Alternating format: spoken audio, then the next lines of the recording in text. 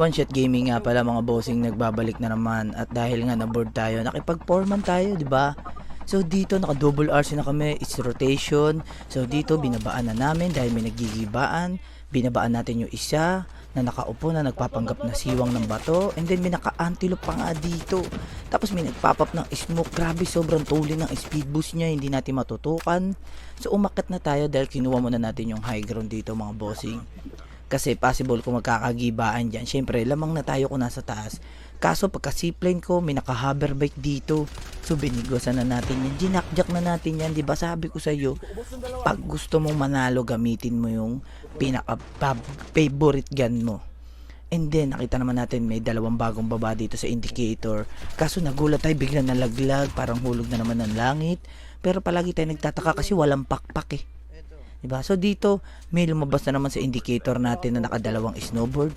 Tinutukan na natin yan. Alam niyo naman pag tinutukan natin, patay na sigurado yan. So dito nag-push na tayo kasi para hindi na makatakas yung isa. And then nag-hover pa nga ang dudong dito. Akala niya walang magnet yung bala natin. So binigwasan na natin yan. Diba sabi ko sa iyo, pag sinimulan natin to, kailangan tapusin na natin. So dito nag-push na nga tayo, and then may naka-SMRs pa nga dito. Kanina pa tayo ini-SMRs dahil makulit ka. Bibigyan na kita, tinutukan na agad natin, losaw. Parang gelatin lang, 'di ba? Sabi ko sa inyo, pag gusto mong manalo, gamitin mo yung pinaka-favorite gun mo. So dito may sneaky play. Akala ko nagpapanggap na kubeta. Tingnan nyo naman, losaw. Sabi ko sa inyo, napakasakit na itong baril na to, and then gamitin nyo na yan. So dito magpo-push na nga agad tayo dyan. At dahil nga good mood tayo, mamimigay tayo ng panalo syempre, 'di ba? So syempre papatayin muna natin yung mga balakid, uubusin muna natin yan. Nag-flank na nga tayo dito, ginactolve natin, sinackwave tayo.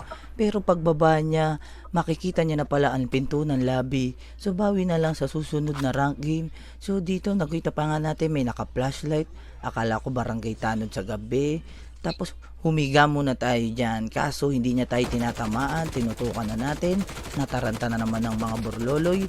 Hindi niya alam kung saan siya pupunta. Pinili niya pa talaga sa high ground. Akala niya makakaligtas siya sa atin. Nagpapap na nga tayo ng smoke dito. Dahil nagmamadali na tayo dyan. Dahil bubugbugin na natin siya. Diba? Hindi niya alam. Tinutukan ko. Tingnan nyo naman kung gaano kasakit. Lusaw. Diba? Sabi sa inyo, ubusin muna natin yung mga balakid bago tayo mamigay ng panalo.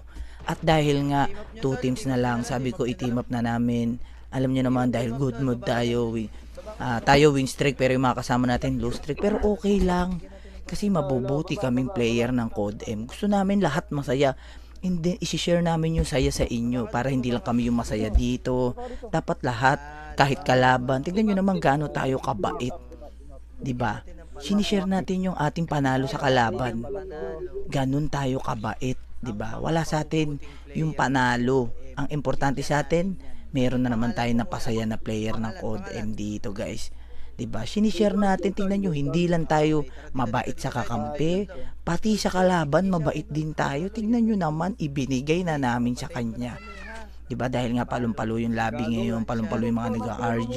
Parang piling mo pag nag-RG ka, para ka nasa tournament, para ka mananalo ng ticket papuntang Amerika.